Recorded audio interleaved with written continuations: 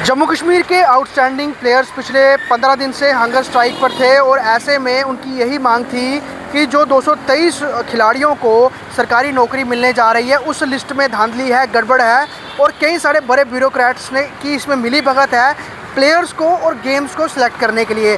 ऐसे में लगभग 15 दिन वो यहाँ पर स्ट्राइक में बैठे और अलग अलग उनको सपोर्ट मिलता रहा, चाहे वो पॉलिटिकल ऑर्गेनाइजेशंस की पार्टीज़ की तरफ से था, फिर सोशल ऑर्गेनाइजेशन की तरफ से था। ऐसे में अब कहीं ना कहीं उनकी बात मानी गई है और आज उन्होंने अपनी स्ट्राइक को कॉल ऑफ किया है। लेकिन सवाल कई सारे उठते हैं क्योंकि जो बड़े अधिकारी, जो बड़े हाई ऑफिशियल्स इसमें इन्वॉल्व थे इस लिस्ट को बनाने में या इस पूरे चेन में, क्या उन पर जांच होगी, क्या उनको उस जांच के दायरे में लाया जाएगा या फिर जो लोग सही में इस पूरी लिस्ट बनाने में इन्वॉल्व रहे हैं या जिनकी गड़बड़ी रही है उनको सामने लाया जाएगा, इसके ऊपर भी सवाल उठ रहे हैं। ऐसे में कई सारे लोग इस पर प्रश्न भी उठा रहे हैं। मेरे साथ एडवोकेट अप्पू सिंह जी हैं, आम आदमी पार्टी से ताल्लुक़ रखती है, साथ ही साथ कई सारे आउटस्टैंडिंग प्लेयर हैं और बाहर से भी यहाँ पर हमारे साथ वकील साहब हैं। आप मुझे बताइए कि हंगर स्ट्राइक तो कॉल ऑफ हो गया, आप रिटन एश्योरेंस दे दिया गया है, जो बड़े अधिकारी हैं आप लोग जिनको लग रहा है जो इस सब क्रिया के पीछे थे, क्या वो लोग सामने आएंगे, उन पर कोई इंक्वायरी होगी, इस तरह का कोई आप लोगों को आश्वासन मिला है या फिर कोई कार्रवाई होगी ऐसी आपको लग रहा है? देखिए, सबसे पहले मैं आपके माध्यम से जम्मू कश्मीर के जितने भी निपुण स्पोर्ट्स पर्सन जो यहाँ पे धरने पर बैठे उनको बहुत मुबारकबाद देना चाहूँगी। साथ ही साथ अधिवक्ता रंजोत सिंह जी और बहुत शुक्रिया अदा करना चाहूँगी एडवोकेट बलदेव सिंह सर का, इनका कांस्टेंट सपोर्ट रहा। अगर आज मैं भी तथ्यों पे बात कर पा रही हूँ तो बहुत सारी जो ऐसी डॉक्यूमेंट्स हैं जो इन्होंने मुझे प्रोवाइड करे थे, जिनको पढ़ने के बाद ही मैं आपसे बात कर पा रही हूँ। देखिए, ये आज लड़ाई तो हमारी बहुत लंबी है, मगर ये ज़रूर है कि आज छोटी सी हमें जो है खुशखबरी ज़रूर मिली है कि जो माननीय सेक्रेटरी साहब हैं, मिनिस्टर साहब के प्राइवेट सेक्रेटरी, उन्होंने लिखित में जो है एक आश्वासन दिया है कि 2-3 चीज़ों पर ध्यान से वो इंक्वायरी करेंगे। नंबर 1, उन्होंने कहा एग्जामिनेशन ऑफ ग्रीवेंसेस होगा। दूसरा, उन्होंने कहा कि SO जो है SO 12 उसके ऊपर रिव्यू किया जाएगा और तीसरा ट्रांसफ़र पॉलिसी को। मगर मेरा जो जो सबसे कठिन सवाल है वो है माननीय आदरणीय LG साहब के लिए और उसी के साथ जो है बहुत कठिन सवाल सेंट्रल गवर्नमेंट के लिए।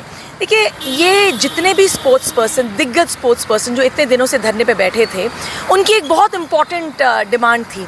उनकी डिमांड ये भी थी कि नुज़्ज़त गुल जी को हटाया जाए। देखिए, मैंने कुछ दिन पहले एक बड़ी इम्पॉर्टेंट लेटर जो है ये सार्वजनिक करी थी। ये लेटर अशोक परमार जी जो बड़े वरिष्ठ IAS अधिकारी थे जम्मू कश्मीर में, उन्होंने 35 साल सर्व किया है, अभी कुछ महीने पहले वो रिटायर हुए हैं। उन्होंने एक लेटर लिखी कैबिनेट सेक्रेटरी ऑफ इंडिया को। कैबिनेट सेक्रेटरी बहुत ही वरिष्ठ जिसे कहते हैं ब्यूरोक्रेट होता है सेंट्रल लेवल का, उनको एक चिट्ठी लिखी और उन्होंने इस चिट्ठी में बड़ा क्लियर लिखा कि उन्होंने कहा कि नुज़्ज़त गुल जी की जो अपॉइंटमेंट है, जो एक ऑर्डर है 5 सितंबर 2013 का, उन्होंने इस चिट्ठी में लिखा है कि जो अटल डुल्लू जी ने जो ये ऑर्डर निकाला है उसके ऊपर इंक्वायरी होनी चाहिए। There should be a fact finding inquiry. मैं आपके माध्यम से लोगों तक ये भी बात रखना चाहूँगी। देखिए, 6 बड़े इंपॉर्टेंट पॉइंट्स जो हैं IAS अफसर ने अपनी चिट्ठी में लिखे। सबसे पहला पॉइंट ने कहा कि ऐसा जो नुज़्ज़त गुल जी की जो अपॉइंटमेंट की गई कौन से लीगल प्रोविजंस के तहत की गई, क्या कोई JK Jammu and Kashmir civil service rules थे उनके तहत की गई, क्या कोई रिक्रूटमेंट रूल्स थे टूरिज्म डिपार्टमेंट के, क्या कोई और रूल्स एंड ऑर्डर्स थे जो रॉयल स्प्रिंग गोल्फ कोर्स के तहत जो प्रमोशन सोसाइटी की जो गवर्निंग बॉडी थी उसके तहत क्या उनको अपॉइंट किया गया। ये इनका पहला बड़ा इंपॉर्टेंट पिवटल पॉइंट है कि नुज़्ज़त गुल जी की जो अपॉइंटमेंट है उसके पीछे क्या लीगल प्रोविज़न है। नंबर 2, उन्होंने कहा क्या ड्यू प्रोसीजर ऑफ लॉ आपने फॉलो किया। देखिए, she was basically working as a turf manager. आप पहले वो एडहॉक बेसिस पे थी, फिर आप उनको टर्फ मैनेजर थी, उसके बाद अल्टीमेटली आप उनको सेक्रेटरी बनाते हैं, इतनी बड़ी इंपॉर्टेंट पोजीशन देते हैं। तो उन्होंने इस चिट्ठी में लिखा है that she is rather holding the post of a secretary. तो क्या ये पोस्ट जो थी एडवर्टाइज़ की गई थी, किस बिना पे किन पॉइंट्स पर जो है इनकी नियुक्ति की गई, was it with in did they follow the due procedure of law, ये इनका सेकंड पॉइंट था। इनका तीसरा बड़ा इंपॉर्टेंट पॉइंट ने कहा कि नुज़्ज़त गुल जी की जो बेसिकली शी वाज, उनका वो एक टेक्निकल बैकग्राउंड से आती हैं। वो इसमें लिखते हैं कि ये जो अपॉइंटमेंट इनकी है वो एक एडमिनिस्ट्रेटिव पोस्ट के लिए थी। अगर आप एक टेक्निकल बेस के आदमी को एक एडमिनिस्ट्रेटिव पोजीशन पर डाल रहे हैं तो क्या किसी फाइनेंशियल या एडमिनिस्ट्रेटिव पावर्स या रूल्स के तहत आप डाल रहे हैं, ये बड़ा इंपॉर्टेंट पॉइंट जो है उन्होंने अशोक परमार जी ने अपनी चिट्ठी में लिखा है। उसी के साथ उन्हें चौथा बहुत इंपॉर्टेंट पॉइंट लिखा है, उन्होंने कहा है कि अटल डुल्लू जी ने अपॉइंटमेंट कर दी, उन्होंने एक टाल दिया। अब अटल डुल्लू जी ये बताएं कि क्या उनके दायरे में, क्या उनके पास एडमिनिस्ट्रेटिव पावर्स थी इस अपॉइंटमेंट को करने के लिए, क्या उन्होंने सही जगह से अप्रूवल लिया, चाहे वो अप्रूवल गवर्नमेंट का हो, चीफ मिनिस्टर का हो, मैनेजिंग कमेटी का हो या governing body of the RSGC हो। ये बड़ा इंपॉर्टेंट पॉइंट उन्होंने कहा। और लास्ट में उन्होंने कहा है कि transparency is very important in any pivotal position. तो ये ट्रांसपेरेंसी तो इस ऑर्डर में है नहीं। और लास्ट में वो कहते हैं कि देखिए, रॉयल स्प्रिंग गोल्फ कोर्स जो है एक बड़ा इंपॉर्टेंट एसेट है जम्मू एंड कश्मीर का। उस पर अगर आप इस तरह के लोगों को अगर आप लगाएंगे, नियुक्ति करेंगे, तो ऑफ कोर्स इसके रैमिफिकेशंस होंगे। लॉन्ग टर्म पे जो है लोग सवाल पूछेंगे।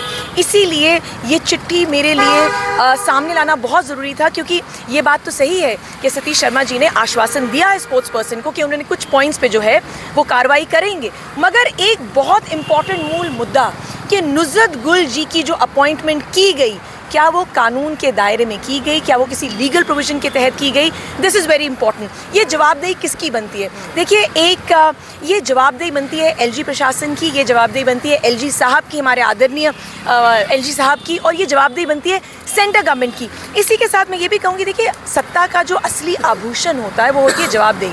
At the end of it you are accountable to the people who have chosen you। तो मेरी तो यही, आप केंद्र सरकार को कह रहे हैं कि उनकी जवाबदेही बनती है, उपराज्यपाल की बनती है। सतीश शर्मा जी ने तो कह दिया कि हम कुछ चीज़ों पर करेंगे। क्या नुज़रत गुल के ऊपर जम्मू कश्मीर सरकार क्रॉस चेक नहीं कर सकती, वो इंक्वायरी नहीं इनिशिएट कर सकती, या वो जांच नहीं कर सकती? देखिए, अल्टीमेटली ये जो जवाब है ये जम्मू कश्मीर की सरकार ही दे। मैंने आपको कहा कि जितने भी कुशल निपुण स्पोर्ट्स पर्सन यहाँ बैठे थे, बलदेव जी इनके पूरे सपोर्ट में थे, रंजोत जी भूख हड़ताल पे बैठे, हंगर स्ट्राइक पे थे, इन सब लोगों के बाकी मुद्दे तो थे ही, मगर जो मूल मुद्दा इनका था कि आफ्टर ऑल आपने एक ऐसी लेडी की नियुक्ति कर दी जिनकी नियुक्ति बनती नहीं थी। तो ये जवाबदेही जो है सरकार की ऑफ कोर्स बनती है। Let the honourable chief minister आज द सेंटर गवर्नमेंट, ये जवाबदेही सेंटर गवर्नमेंट की भी बनती है, बिकॉज आपको माननीय एक वरिष्ठ IAS अफसर ने, अशोक परमार जी ने, जिन्होंने JJM स्कीम का जो स्कैम था, जो उजागर किया था जम्मू कश्मीर में, उन्होंने चिट्ठी लिखी है कैबिनेट सेक्रेटरी को। तो at the end of it the central minister, the centre government is also accountable. और साथ ही साथ क्योंकि अटल डुल्लू जी जो हैं माननीय LG साहब के नीचे आते हैं, तो वो बताएं हमें कि क्या ये चिट्ठी उनको मिली, और अगर नहीं मिली तो हम उन्हें पहुंचा देते हैं। मगर इसके साथ से हमने देखा था नुज़रत गुल का पहले भी कई दफ़ा जो है कई मामलों में जिक्र आया था, चाहे वो सॉकर प्लेयर्स, फुटबॉल प्लेयर्स से उनकी टीम का जो चयन था उसमें भी कहा गया था कि जम्मू से भेदभाव होता है, और उसमें कहीं ना कहीं इनके ऊपर भी बात आती है। तो पहले भी बड़ी सारी बातें आई हैं, तो आपको लगता नहीं सरकार ने कहीं ना कहीं वहाँ भी कुछ सॉफ्ट हैंड रखा है? तभी मैं आपको कह रही हूँ ट्रांसपेरेंसी इज़ इम्पॉर्टेंट। देखिए, सबसे बड़ी बात आपने जो टेक्निकल चीज़ मुझे पूछी है, ये तो स्पोर्ट्स पर्सन जो मेरे साथ खड़े हैं ये तो बार बार आपको जवाब, ये तो कितने 2 महीनों से बता रहे हैं कि कहाँ कहाँ धांधली हो रही है। मैं जाऊँगी लीगैलिटी पर। लीगैलिटी ये है कि आपने एक टर्फ मैनेजर को आपने सेक्रेटरी स्पोर्ट्स काउंसिल बना दिया, विद इन विच डोमेन, क्या पैरामीटर्स थे, किस दायरे में रहकर आपने उनको बनाया। और मेरा एज एन एडवोकेट यही सवाल रहेगा सेंटर की गवर्नमेंट से और माननीय LG साहब से कि एक लेटर गई है कैबिनेट सेक्रेटरी को, और ये लेटर किसी आम आदमी ने नहीं लिखी है, ये लेटर एक वरिष्ठ IAS अधिकारी ने लिखी है जो जम्मू कश्मीर में सर्व कर चुके हैं 35 साल से। इस लेटर के ऊपर जब वो कहते हैं कि नुज़रत गुल के ऊपर एक फैक्ट फाइंडिंग इंक्वायरी होनी चाहिए, वो इंक्वायरी आप कब इनिशिएट कर रहे हैं? क्योंकि इस चिट्ठी को ऑलमोस्ट 1-1.5 महीना हो गया सेंटर की सरकार के पास। अगर इस पर अभी कोई जवाब नहीं आता या किसी तरह की प्रक्रिया अगर नहीं बढ़ती है, अपनी तरफ से आप इसको कहीं लीगल बेस बना के आगे बढ़ाएंगे? देखिए, हमारा जो भी लीगल रिकॉर्स होगा वो हम तो अभी तो आपको कुछ बताएंगे नहीं, मगर ये ज़रूर कहेंगे कि सचिन जी मेरे साथ हैं, ये एक बड़े ही वरिष्ठ जो है, एक बड़े निपुण स्पोर्ट्स पर्सन हैं। इनकी जो है petition is before the honourable CAT. इनकी एक एप्लीकेशन है जो ये इन्होंने कैट में दायर करी है। इन्हीं के साथ साथ और भी बड़े स्पोर्ट्स पर्सन हैं जो कैट में गए हैं, और इनका जो मैटर है 3 सितंबर को लगा हुआ है। तो जो भी कानूनी प्रक्रिया होगी, जो भी कोर्ट में होगा, वो हम आपको रेगुलरली अपडेट करेंगे। मगर आज का मुद्दा यही था कि 6 जुलाई 2026 को जो लेटर कैबिनेट सेक्रेटरी को लिखी माननीय अशोक परमार जी ने, जो जम्मू कश्मीर के एक वरिष्ठ IAS अधिकारी रह चुके हैं, उस चिट्ठी पर आपने फैक्ट फाइंडिंग इंक्वायरी के बारे में क्या किया? तो साफ तौर पर इनकी जिस तरह से डिमांड है, वो डिमांड और सवाल उपराज्यपाल प्रशासन से भी है, साथ ही साथ केंद्र सरकार से भी है और जम्मू कश्मीर सरकार से भी है। अब कौन इसका जवाब देगा, और क्या जो उच्च अधिकारी हैं उनका जब किसी विवाद में नाम आता है तो उन पर कोई कार्रवाई करेगा सरकार, ये बहुत बड़ी बात है, क्योंकि खिलाड़ी बहुत देर से बैठे रहे और आज इन्होंने कहीं ना कहीं लिखित आश्वासन मिलने पर अपनी हंगर स्ट्राइक को कॉल ऑफ किया है। लेकिन बड़ी बात यह है, न्याय इनको अभी भी नहीं मिला है, अभी सिर्फ आश्वासन मिला है।